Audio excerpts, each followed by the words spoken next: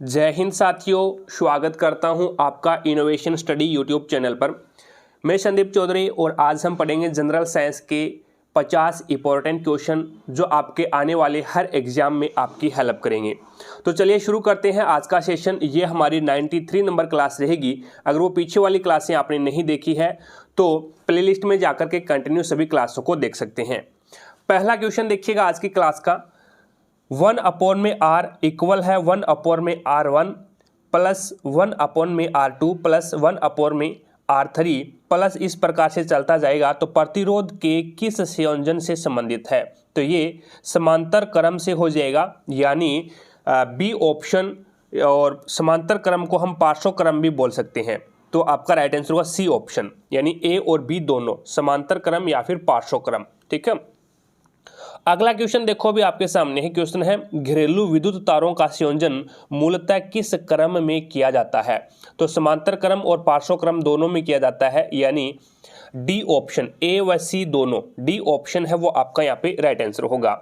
3 number question देखिएगा।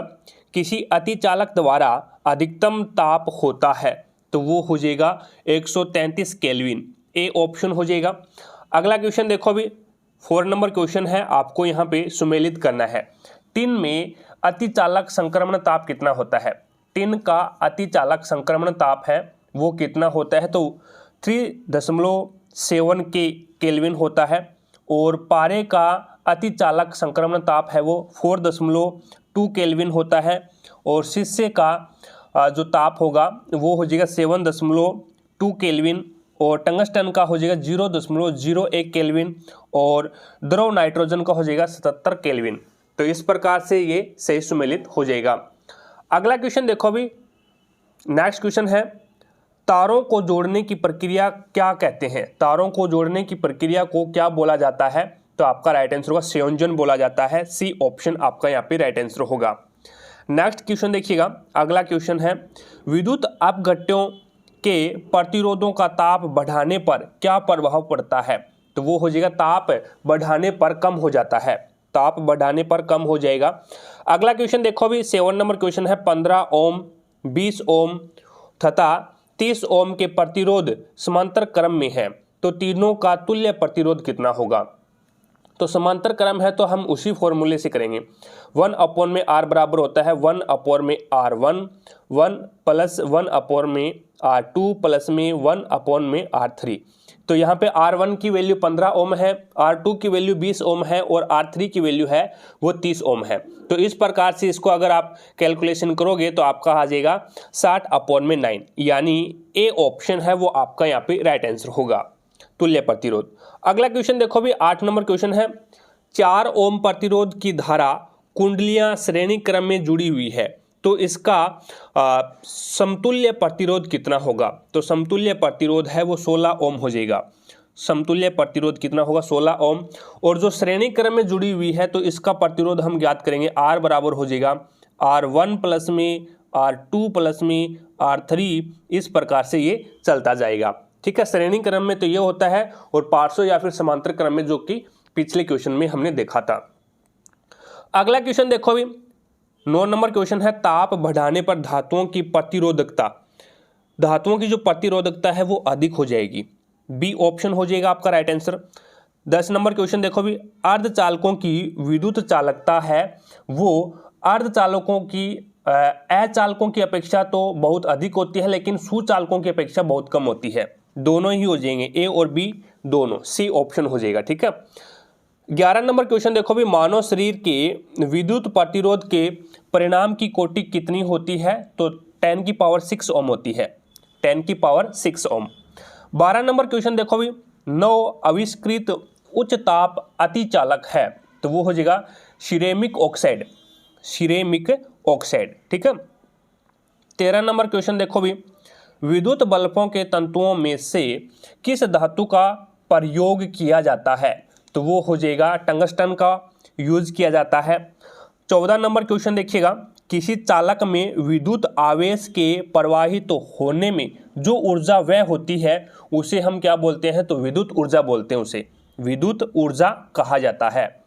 अगला question देखिएगा 15 नंबर क्वेश्चन है 100 वोल्ट के एक बल्ब को 4 घंटे तक स्विच ऑन रखा जाता है तो प्रयुक्त विद्युत ऊर्जा की कितनी इकाइयां प्राप्त होती है? तो वो इकाई प्राप्त होगी 0.4 यूनिट, यानी बी ऑप्शन आपका यहाँ पे राइट आंसर होगा। अगला क्वेश्चन देखिएगा, नेक्स्ट है 16 नंबर क्वेश्चन है, किसी विद्युत परिपथ में 24 वोल्ट की बैटरी लगी हुई है तथा 60 ओम का प्रतिरोध लगा हुआ है तो परिपथ में कितनी धारा प्रवाहित होगी? तो आपका राइट आंसर होगा 0.4 एम्पियर, 0.4 एम्पियर। और आपको धारा ज्ञात करनी है तो हो जाएगा I बराबर क्या होता है V/R। इस फॉर्मूले से आप इसको ज्ञात कर सकते हैं, जहां पे R का मान हो जाएगा 60 ओम और V का मान हो जाएगा 24 वोल्ट। ठीक है। 17 नंबर क्वेश्चन देखो भी, अति चालक बनाने के लिए कौन सी सर्वोत्तम धातु प्रयोग में ली जाती है? तो वो हो जाएगा सीसा और पारा, ए और बी दोनों। अगला क्वेश्चन देखो भी 18 नंबर क्वेश्चन है, 1 किलोवाट घंटा के मान में कितने जूल होते हैं? तो 3.6 × 10⁻⁶ जूल, ए ऑप्शन आपका यहाँ पे राइट आंसर होगा। 1 किलोवाट घंटा बराबर होता है 1 वोट इंटू हावर, 1 वोट इंटू हावर। तो 1 वोट बराबर होता है 1000 वाट। ठीक है, तो 1 हावर जिसे हम सेकंड में अगर कन्वर्ट करेंगे तो 3600 सेकंड हो जाएगा। तो इसको आप कैलकुलेशन कर लेना, 3.6 × 10⁻⁶ जूल हो जाएगा। अगला क्वेश्चन देखो भी 19 नंबर क्वेश्चन आपके सामने है, किसी विद्युत ऊर्जा में व्यय होने की दर को क्या बोलते हैं? तो विद्युत शक्ति बोलते हैं, विद्युत शक्ति कहा जाता है। अगला क्वेश्चन देखिएगा, विद्युत शक्ति व सामर्थ्य का मात्रक क्या होता है? तो वोट होता है, वोट, सी ऑप्शन आपका यहाँ पे राइट आंसर होगा। 1 किलोवाट बराबर होता है 10⁻³ वाट, 10⁻³ वाट। और 1 अश्व शक्ति बराबर होता है 746 वोट और 1 मेगावाट बराबर होता है 10⁻6 वाट। अगला क्वेश्चन देखो भी 21 नंबर क्वेश्चन है, कोई बल्ब 220 वोल्ट के जनरेटर से संयोजित है, यदि बल्ब से 0.50 एम्पियर विद्युत धारा प्रवाहित होती है तो बल्ब की शक्ति क्या होगी? तो 110 वाट, 110 वाट हो जाएगी। शक्ति ज्ञात करने के लिए P बराबर होता है VI, P बराबर क्या होता है VI होता है। ठीक है ना। अगला क्वेश्चन देखिएगा, नेक्स्ट क्वेश्चन है, शोषक सेल की क्षमता कितनी होती है? तो शोषक सेल की क्षमता 1.5 वोल्ट होती है, सी ऑप्शन आपका यहाँ पे राइट आंसर होगा। अगला क्वेश्चन देखिएगा 23 नंबर क्वेश्चन है, किसी चालक में विद्युत धारा के प्रवाह से चालक की तापवर्धी को विद्युत धारा का कौन सा प्रवाह कहते हैं? तो वो कहते हैं ऊष्मीय प्रवाह, यानी ए ऑप्शन आपका यहाँ पे राइट आंसर होगा। अगला क्वेश्चन देखो भी, जूल का नियम कहलाता है, तो जूल का नियम है वो होता है H बराबर होता है I²RT, I²RT, ए ऑप्शन आपका यहाँ पे राइट आंसर होगा। I यहाँ पे क्या है चालक में प्रवाहित धारा, T यहाँ पे क्या है समय और R यहाँ पे क्या है चालक का प्रतिरोध। ठीक है, और ये क्या है जूल का नियम कहलाता है। 25 नंबर क्वेश्चन देखो भी आपके सामने है, क्वेश्चन है किसी प्रतिरोधक में उत्पन्न होने वाली ऊष्मा निर्भर करती है, तो वो ऑल ऑफ दीज पे निर्भर करती है भी, डी ऑप्शन आपका यहाँ पे राइट आंसर होगा। दिए गए प्रतिरोध में प्रवाहित होने वाली विद्युत धारा के वर्ग के अनुक्रमानुपाती होती है, एकदम सही है। दी गई विद्युत धारा के प्रतिरोध के अनुक्रमानुपाती होती है, एकदम सही है। और उस समय अनुक्रमानुपाती होती है जब प्रतिरोध में विद्युत धारा प्रवाहित होती है, तो ऑल ऑफ दीज आपका यहाँ पे राइट आंसर होगा।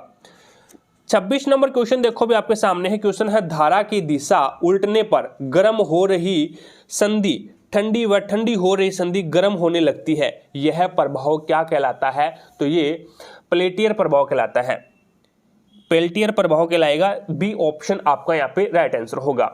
अगला क्वेश्चन देखो भी 27 नंबर क्वेश्चन है, विद्युत बल्ब का आविष्कार किसने किया था? तो एडिशन ने किया था, आपका राइट आंसर होगा थॉमस एल्वा एडिशन। ठीक है। 28 नंबर क्वेश्चन देखिएगा, जलते हुए बल्ब के तंतु का ताप सामान्यतः कितना होता है? तो 3000 डिग्री सेंटीग्रेड से 3500 डिग्री सेंटीग्रेड होता है। It's okay. अगला क्वेश्चन देखो भी आपके सामने है, नेक्स्ट क्वेश्चन देखिएगा, ट्यूबलाइट में कौन सी गैस भरी जाती है? तो ट्यूबलाइट में आर्गन के साथ पारावाष्प, आर्गन के साथ पारावाष्प है वो फिल की जाती है। अगला क्वेश्चन देखो 30 नंबर क्वेश्चन है, वह उपकरण जिससे किसी पात्र में विद्युत अपघटन की क्रिया होती है तो वो क्या कहलाती है? वोल्टामीटर कहलाती है। ठीक है, वोल्टामीटर। अगला क्वेश्चन देखो भी 31 नंबर क्वेश्चन आपके सामने है, हेलोजन लैंप का तंतु किस मिश्र धातु का बना होता है? तो वो हो जाएगा टंगस्टन एवं सोडियम, टंगस्टन एवं सोडियम। 32 नंबर क्वेश्चन देखिएगा, सीएफएल व एलईडी लैंपों में अंतर क्या होता है? तो ये अंतर हो जाएगा ऑल ऑफ दीज का, ऑल ऑफ दीज, यानी एलईडी लैंप सीएफएल की अपेक्षा अधिक ऊर्जा दक्ष होती है। पहला अंतर ये हो गया। दूसरा अंतर होता है सीएफएल का औसत जीवन 3 वर्ष होता है, जबकि एलईडी का औसत जीवन लगभग 25 वर्ष होता है। तीसरा इसका अंतर होता है सीएफएल में पारावासप का प्रयोग किया जाता है, जबकि एलईडी अर्धचालक पदार्थ का बना होता है। ठीक है। 33 नंबर क्वेश्चन देखो अभी, विद्युत उपकरणों में अर्थ का प्रयोग किस लिए किया जाता है? तो वो हो जाएगा सुरक्षा के लिए करते हैं भी, सुरक्षा के लिए किया जाता है। 34 नंबर क्वेश्चन है, एक साधारण बिजली के बल्ब का जीवन अल्प समय के लिए होता है, क्यों होता है भी? इसका मेन कारण होता है उपरोक्त से भी, यानी फिलामेंट का तार एक समान नहीं होता, फिलामेंट का तार एक समान नहीं होता, पहला कारण ये। दूसरा कारण होता है भी बल्ब पूर्ण रूप से निर्वाचित नहीं किया जा सकता। और तीसरा होता है फिलामेंट के तार उच्च ताप पर पिघल जाते हैं, ये मेन कारण होता है इसका। ठीक है। 35 नंबर क्वेश्चन देखिएगा, क्वेश्चन है विद्युत बल्ब के फिलामेंट के निर्माण में टंगस्टन का प्रयोग क्यों किया जाता है? तो वो हो जाएगा अप्रोक्स सभी, उच्च गलनांक होने के कारण, उच्च क्वथनांक होने के कारण और उच्च प्रतिरोध होने के कारण। तो डी ऑप्शन है वो आपका यहाँ पे राइट आंसर होगा। 36 नंबर क्वेश्चन है, टंगस्टन में धातु का गलनांक कितना होता है? तो वो आपका राइट आंसर हो जाएगा, वो होगा 3422 डिग्री सेंटीग्रेड, 3422 डिग्री सेंटीग्रेड। और अगर आपसे पूछ ले भी टंगस्टन धातु का क्वथनांक कितना होता है? तो 5555 डिग्री सेंटीग्रेड होता है। क्वथनांक तो इसका ये होता है टंगस्टन का, और गलनांक है वो 3422 होता है। अगला क्वेश्चन देखो भी, विद्युत बल्ब के अंदर कौन सी गैस भरी जाती है? तो वो हो जाएगा नाइट्रोजन और अक्रिय गैस आर्गन। ठीक है, तो ए और बी दोनों, ए और बी दोनों। 38 नंबर क्वेश्चन है, डिजिटल लॉजिक के संदर्भ में किस गेट को इन्वर्टर के नाम से जाना जाता है? तो वो आपका राइट आंसर होगा नोट, NOT, यानी ए ऑप्शन आपका यहाँ पे राइट आंसर होगा। नोट गेट को एकल ट्रांजिस्टर द्वारा क्रियान्वित किया जाता है। ठीक है ना। अगला क्वेश्चन देखो भी 39 नंबर क्वेश्चन है, धातु में से निम्नलिखित में से विद्युत अपघटन में मुख्य उपयोग कौन कौन से होते हैं? तो वो हो जाएगा उपरोक्त सभी का, यानी धातुओं के शुद्धिकरण में, विद्युत सेलों के निर्माण में, और तीसरा हो जाएगा विद्युत लेपन व मुद्रण में। ठीक है, तो डी ऑप्शन आपका यहाँ पे राइट आंसर होगा। 40 नंबर क्वेश्चन है, वोल्ट मीटर को किस क्रम में लगाया जाता है? तो वोल्ट मीटर को समांतर क्रम में लगाते हैं। ठीक है, समांतर क्रम में लगाया जाता है, ए ऑप्शन आपका यहाँ पे राइट आंसर होगा। हमारे घरों में जो बिजली है वो समांतर क्रम में लगाई जाती है, जो विवाह शादियों में जो लड़ियां होती है वो श्रेणी क्रम में होती है। तो श्रेणी क्रम का एक नुकसान ये होता है भी जब भी कोई भी बल्ब है वो फ्यूज हो जाता है तो आगे की जो सारी बत्तियां होती है, जो भी बल्ब होते हैं वो जलते नहीं है। ठीक है, तो ये होता है श्रेणी क्रम। अगला क्वेश्चन देखो भी 41 नंबर क्वेश्चन है, एमीटर, गैल्वेनोमीटर तथा वोल्ट मीटर में मुख्यतः सबसे कम प्रतिरोध किसका होता है? तो वो होता है गैल्वेनोमीटर का, यानी बी ऑप्शन आपका यहाँ पे राइट आंसर होगा। 42 नंबर क्वेश्चन देखो भी, तार में वोल्टेज व करंट के अनुपात को क्या कहा जाता है? तो हम उसे प्रतिरोध बोलेंगे। तार में वोल्टेज और करंट के अनुपात को प्रतिरोध बोलते हैं, सी ऑप्शन आपका यहाँ पे राइट आंसर होगा।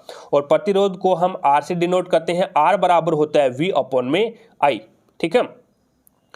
43 नंबर क्वेश्चन देखिएगा आपके सामने है, क्वेश्चन है BOT का पूरा नाम क्या है? तो BOT का पूरा नाम होता है board of trade, board of trade, यानी सी ऑप्शन आपका यहाँ पे राइट आंसर होगा, बोर्ड ऑफ ट्रेड यूनिट। अगला क्वेश्चन देखो अभी 44 नंबर क्वेश्चन है, पारे का प्रतिरोध किस ताप पर शून्य होता है? तो वो हो जाएगा 4 केल्विन पर, 4 केल्विन। अगला क्वेश्चन देखो अभी 45 नंबर क्वेश्चन आपके सामने है और इसमें आपको सुमेलित करना है। तो एल्युमिनियम की प्रतिरोधकता ओम मीटर में कितनी होती है? तो एल्युमिनियम की प्रतिरोधकता ओम मीटर में 2.6 3 इंटू 10 की पावर -8। तांबे की कितनी होती है 1.62 इंटू 10 की पावर -8 और टंगस्टन का होता है 5.2 इंटू 10 की पावर -8 और निक्रोम का जो प्रतिरोधकता ओम मीटर में कितनी होती है तो 100 इंटू 10 की पावर -6 होती है। अगला क्वेश्चन देखो, अभी निम्नलिखित को सुमेलित करना है आपको, ठीक है। इसमें भी आपको प्रतिरोधकता ओम मीटर में बतानी है। तो कागज की कितनी होती है, कागज की हो जाएगी यहाँ पे 10 की पावर 12। चांदी की कितनी होती है तो चांदी की हो जाएगी 16 इंटू 10 की पावर -8 और पारे की कितनी होती है 94 इंटू 10 की पावर -8 और हीरे की कितनी होती है तो हीरे की होती है 10 की पावर 12 से लेकर के 10 की पावर 13 तक होती है। और कांच की कितनी होती है और तो ये हो जाएगी 10 की पावर 14, ठीक है। तो इस प्रकार से ये सही सुमेलित हो जाएगा। अगला क्वेश्चन देखो, अभी 47 नंबर क्वेश्चन है 100 वोल्ट का बल्ब प्रतिदिन 5 घंटे जलाया जाता है तो एक माह में कितनी बिजली खर्च होगी तो वो हो जाएगा 15 यूनिट हो जाएगी भाई। बी ऑप्शन आपका यहाँ पे राइट आंसर होगा। कैसे ज्ञात करोगे तो हो जाएगा बल्ब की संख्या इंटू घंटों की संख्या इंटू दिन की संख्या और अपॉन में आ जाएगा 1000 और गुना हो जाएगा बल्ब की क्षमता का, ठीक है। तो ये हो जाएगा 1 इंटू 5 इंटू 30 इंटू और 100 अपॉन में क्या हो जाएगा 1000 और इंटू ये सभी बल्ब की क्षमता कितनी है तो 15 यूनिट का है, ठीक है। इंटू तो ये बल्ब की क्षमता ज्ञात एक माह में कितनी बिजली खर्च होगी तो एक माह में कितनी बिजली खर्च होगी भाई वो यहाँ से निकल के आ जाएगी, ठीक है ना। तो ये इक्वल हो जाएगा 15 यूनिट तो इसका वैल्यू आ जाएगी, ठीक है। तो बल्ब की संख्या इंटू घंटों की संख्या इंटू दिनों की संख्या अपॉन में 1000 हो जाएगा, ये इसका फॉर्मूला होता है। 48 नंबर क्वेश्चन देखो भी, ट्यूबलाइट में खर्च विद्युत ऊर्जा का कितना भाग प्रकाश ऊर्जा के रूप में परिवर्तित होता है तो वो हो जाएगा 60 से 70%। अगला क्वेश्चन देखो भी 49 नंबर क्वेश्चन है विद्युत फ्यूज का कार्य क्या होता है तो विद्युत फ्यूज का कार्य होता है विद्युत उपकरणों की सुरक्षा करना, ठीक है, विद्युत उपकरणों की सुरक्षा करना। 50 नंबर क्वेश्चन है गैल्वेनोमीटर की सहायता से कितने एम्पियर की विद्युत धारा को मापा जा सकता है तो गैल्वेनोमीटर की सहायता से हम 10 की पावर -6 की जो धारा है एम्पियर की जो धारा है उनको हम माप सकते हैं, यानी सी ऑप्शन आपका यहाँ पे राइट आंसर होगा। तो आशा करता हूँ फ्रेंड्स आज की क्लास में हमने 50 क्वेश्चन कवर किए हैं, सभी क्वेश्चन आपको समझ में आ गए होंगे।